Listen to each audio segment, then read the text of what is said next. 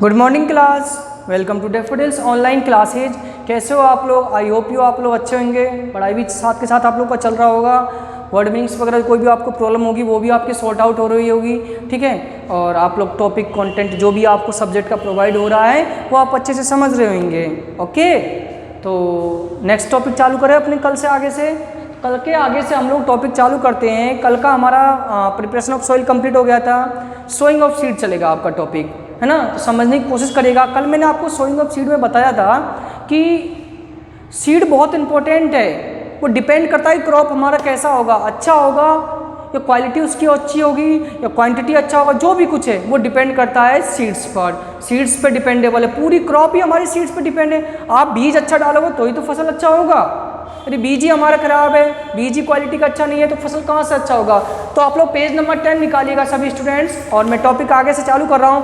ऊपर से 4th line crop से पढ़िएगा। क्रॉप से मैं पढ़ा रहा हूँ। कल मैंने आपको 5th पॉइंट पढ़ा दिए थे, पेज नंबर 10 ऊपर से 4th लाइन सुनिएगा। Crop like wheat and rice are not grown in row.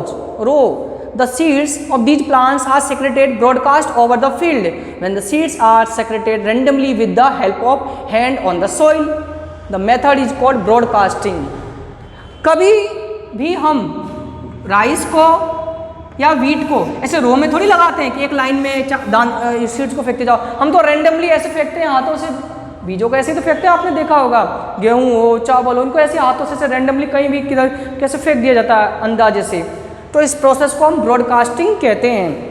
In this method seeds are sown manually spread in the entire field with no uniform of row, no prepare spacing and not in proper depth in the soil. लेकिन इस तरीके में एक दिक्कत आती है, हम लोग बीजों को हाथ से ऐसे फेंक देते हैं। कहीं पे ज़्यादा सीड्स चला गया, कहीं पे कम सीड्स गया, कहीं पे कम डिपेट में गया, कहीं पे ज़्यादा डिपेट में चला गया। एक यूनिफॉर्म फॉर्म में नहीं जाता है, मतलब समान रूप से सीड्स सभी जगह नहीं पहुंच पाते हैं। नॉन यूनिफॉर्म में कहीं पे ज़्यादा कहीं पे कम, न एक रोज में एक लाइन से सीधे नहीं लगते हैं। तो प्रॉब्लम इस तरह की हमें समस्याओं को सामना करना पड़ता है। तो इसके लिए क्या होगा? Drill sowing and driving making small holes in the grounds of seeds are better method of sowing the seeds. Once the seed are put in just the holes, they are then covered with the soil. This saves time and labor and prevents the damage of seeds by birds. अब इसके लिए देखा होगा आप, diagram में देख सकते हो 1.6 डायग्राम। ऊपर से फनल में सीड्स को डाला जाता है, पाइप्स के द्वारा वो अलग अलग होल्स से निकलता है सीड्स। जैसे जैसे ट्रैक्टर आगे जाएगा वो सीड्स एक रो में निकलता हुआ जाएगा। इससे क्या होगा, जैसे आपके मान लो ये पाइप से लगे हुए हैं तो इन पाइपों से एक रो में निकलेगा वो, तो ये सिर्फ एक लाइन को एक रो में कंप्लीट होता हुआ जाएगा और बराबर यूनिफॉर्म में निकलेगा। क्योंकि तरीका जो इनका होल होता है वो फिक्स होता है, न ज़्यादा न कम, तो यूनिफॉर्म में सीड्स निकलते हुए जाएंगे और आपका यूनिफॉर्म डिस्ट्रीब्यूट हो जाएगा पूरे फील्ड में क्या, सीड्स। इससे टाइम की भी बचत होगी, सब चीज़ों का बचत होगा आपका। पहले आप 2 दिन 3 दिन में बीज सीड्स पूरे अब ट्रैक्टर के द्वारा आप तुरंत कम समय में आप पूरे फील्ड में पूरे खेत में सीड्स को सीक्रेट कर सकते हो। A simple seed drill has a long pipe with a funnel at the top. It is tied to the plow. Some seeds drill have a common funnel with 5-6 pipes. Seeds are put in the funnel and distributed through pipes in row attached to the pipe. To the plow, seeds drill may be driven by animals or tractor. A drill ensures first the seeds are properly spaced and the seeds go into the soil up to the right depth. इसमें आपको information दिया गया seed drill के बारे में कि इसमें एक फनल होता है ऊपर की तरफ और एक जिसको प्लाव हलों से कनेक्ट कर दिया जाता है, ट्रैक्टर से कनेक्ट कर दिया जाता है। नीचे की तरफ 5 से 6 पाइप्स होते हैं जिनमें बीज सीड्स को डाला जाता है और वो यूनिफॉर्म में एक समान रूप से डिस्ट्रीब्यूट करता हुआ जाएगा। 2 बातों का ध्यान रखना पड़ता है हमें सीड ड्रिल करते समय, सीड की सोइंग करते समय। एक तो ये कि हर सीड्स के बीच में प्रॉपर स्पेस हो। दूसरी बात, वो सॉइल में डिपेट एक राइट डिपेट निश्चित गहराई तक पहुंचे, ज़्यादा अंदर भी नहीं चला जाए ज़्यादा ऊपर भी नहीं रह जाए। दोनों में हमें समस्याएं आ सकती है, तो इसका प्रॉपर हमें ध्यान रखना पड़ता है। Seed of rice and many vegetables are not sown directly in the soil in seeded. They are first sown in a small plot or nursery or allowed grow into small plants called seedling.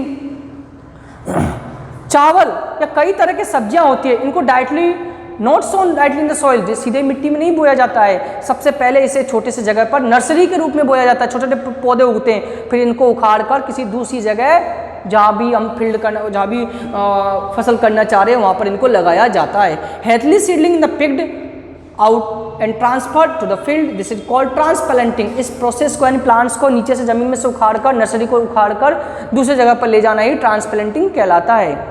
Transplanting दस help in selecting healthily seedling, increasing crop yields. उसमें हम क्या करते हैं, जो अच्छी जो स्वस्थ फसल होती है, जो जिसमें किसी प्रकार का रोग नहीं होता, उन्हीं को हम लेते हैं।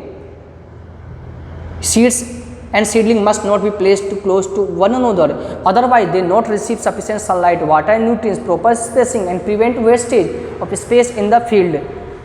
एक तो इनको प्रॉपर स्पेस ध्यान रखना पड़ता है, एक ही जगह पर नहीं लगाया जाता है। इससे क्या मान लो न्यूट्रिएंट्स मतलब इतने से स्पेस में आप बहुत सारे प्लांट्स लगा दोगे तो क्या हो जाएगा, जगह तो कम है, न्यूट्रिएंट्स कम मिलेगा हर प्लांट्स को। यदि आप इतने से स्पेस में मान लो 100 पौधे लगा रहे हो, आप प्लांट्स लगा रहे हो, आप 10 लगाओगे 50 लगाओगे तो क्या हो जाएगा, उसको न्यूट्रिएंट्स ज़्यादा मिलेगा।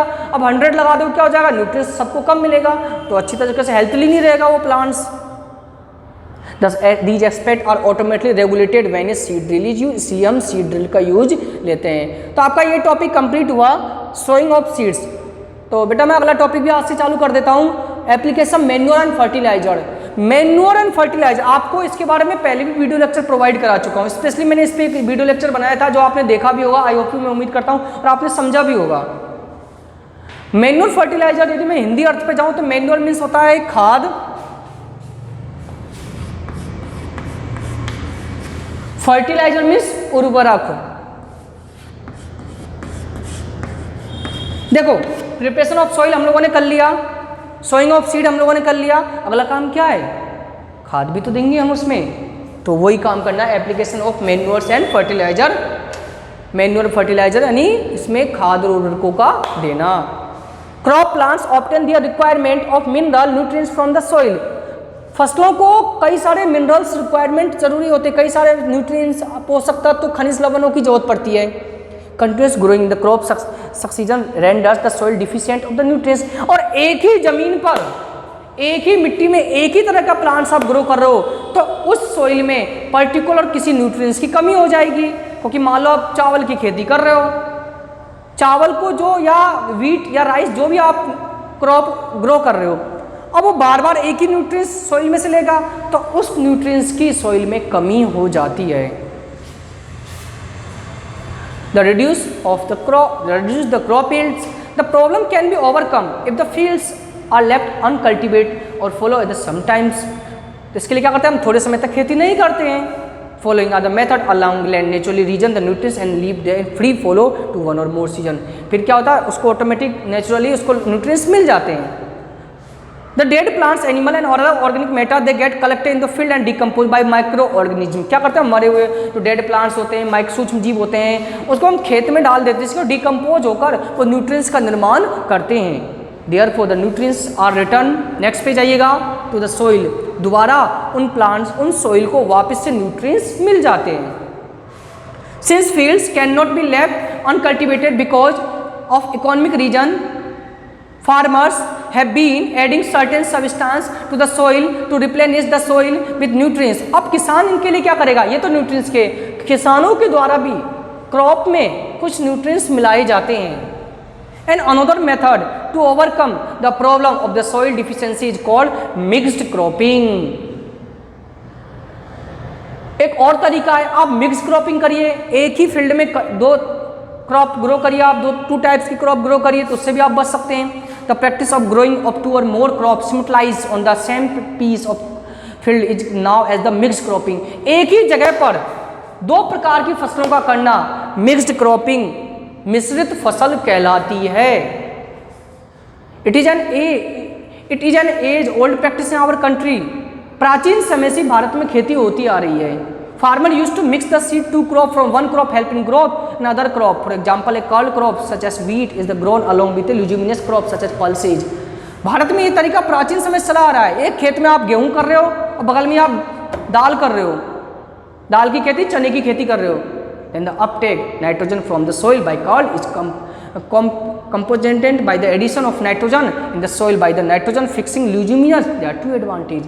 अब क्या होगा, एक ही फील्ड में आप वीट भी ग्रो कर रहे हो, ग्रेम एंड चने भी उगा रहे हो, तो मैंने एक चीज़ आपको बताया, ल्यूजिमिनस प्लांट्स जो होते हैं फलीदार पौधे, वो सीधे ही एटमॉस्फेयर से नाइट्रोजन गैस लेते हैं, और ये नाइट्रोजन लेते हैं, और नाइट्रोजन सॉइल के लिए बहुत इंपॉर्टेंट रहता है, प्लांट्स के लिए बहुत इंपॉर्टेंट रहता है। तो चना क्या करेगा, ग्राम वो नाइट्रोजन लेगा और वीट उसको लेगा, जिससे क्या होगा, दो फायदे हो गए हमारे, किसी भी न्यूट्रिएंट्स की कमी नहीं होगी हमारे क्या नाम सॉइल में, मिट्टी में। अब दो फायदे क्या हैं इसके, तो fertility of the soil is increase, एक तो मिट्टी की उपजाऊपन, फर्टिलिटी मीन्स उपजाऊपन इंक्रीज होगी, and ultimately yield of the crop is improved, और फसल भी ऑटोमेटिक ज़्यादा पैदावार होगा।